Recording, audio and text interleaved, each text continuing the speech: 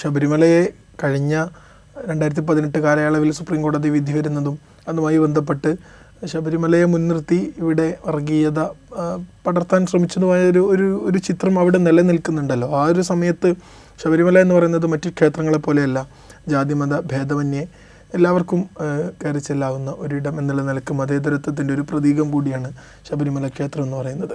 ആ ഒരു ക്ഷേത്രത്തെ ലോകാടിസ്ഥാനത്തിൽ പ്രൊജക്റ്റ് ചെയ്യുക എന്നൊക്കെ പറയുന്നത് അതൊരു മതേതര വിശ്വാസിയെ സംബന്ധിച്ചിടത്തോളം ഒരു അനിവാര്യമായ കാര്യം കൂടിയല്ലേ. ആ ഒരു അർത്ഥത്തിൽ ഞാൻ ഈ നേരത്തെ പറഞ്ഞ മറ്റേ ഒരു ഡയസ്പോറ ഡെവലപ്പ് ചെയ്യാൻ ശ്രമിക്കുക, അല്ലെങ്കിൽ ഒരു ഇൻവെസ്റ്റ്മെൻറ്റ് ഓപ്പർച്യൂണിറ്റി ആയിട്ട് അതിനെ കാണുക, അതിനോടനുബന്ധിച്ച് വരുന്ന വികസന പ്രവർത്തനങ്ങളിലേക്ക് കൂടുതൽ പങ്കാളിത്തം ഉണ്ടാക്കാൻ ശ്രമിക്കുക. ഇതിലൊക്കെ പറ്റിയൊരു ഡെസ്റ്റിനേഷൻ ശബരിമല എന്ന് പറയുമ്പോൾ അവിടെ ഈ എല്ലാ എലിമെൻറ്റ്സും, ഇപ്പോൾ കേരളത്തിലെ ഏതാണ്ട് എല്ലാ ക്ഷേത്രങ്ങളും അവിടെയൊക്കെ പോയി കഴിഞ്ഞാൽ നമുക്കൊരു ബോർഡ് ഹിന്ദുക്കൾക്ക് പ്രവേശനമില്ല എന്നുള്ള ബോർഡ് നമുക്ക് കാണാൻ സാധിക്കും.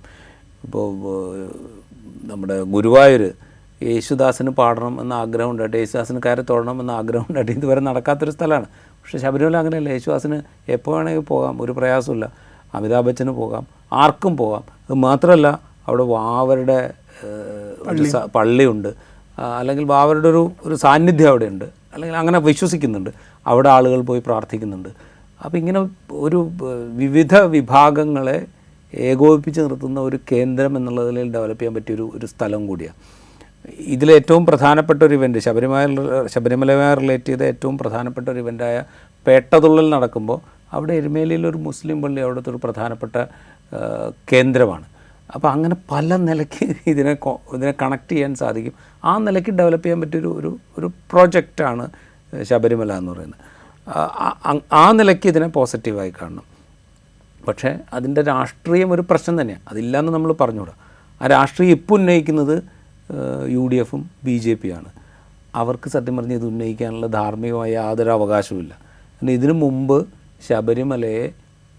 ശബരിമലയിൽ പ്രായഭേദമില്ലാതെ സ്ത്രീകൾക്ക് പ്രവേശനം അനുവദിക്കണമെന്ന് സുപ്രീം കോടതിയുടെ വിധി ഉണ്ടായപ്പോൾ അതിനെ ആദ്യം സ്വാഗതം ചെയ്യുകയും, എന്നാൽ ഇതിലൊരു പൊളിറ്റിക്കൽ ഓപ്പർച്യൂണിറ്റി ഉണ്ട് എന്ന് മനസ്സിലാക്കിയപ്പോൾ തിരിഞ്ഞു നിന്നുകൊണ്ട് അവിടേക്ക് കയറാൻ വരുന്ന സ്ത്രീകളെ തടയും എന്ന് പ്രഖ്യാപിക്കുകയും പരസ്യമായിട്ട് സുപ്രീം കോടതി വിധിയെയും സംസ്ഥാനത്തിൻ്റെ ക്രമസമാധാന സമ്പ്രദായത്തെയും വെല്ലുവിളിക്കുകയും ചെയ്ത കൂട്ടരാണ് ഇവർ രണ്ടുപേരും.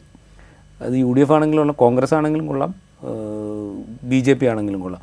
അവർ വലിയ തോതിൽ ഇതിനെ വർഗീയവൽക്കരിക്കാൻ ശ്രമിക്കുകയും ഒക്കെ ചെയ്ത ആളുകളാണ്. കേരളത്തിൻ്റെ തെരുവുകളിൽ മുഴുവൻ സംഘർഷം ഉണ്ടാക്കാൻ ശ്രമിച്ച ആളുകളാണ്.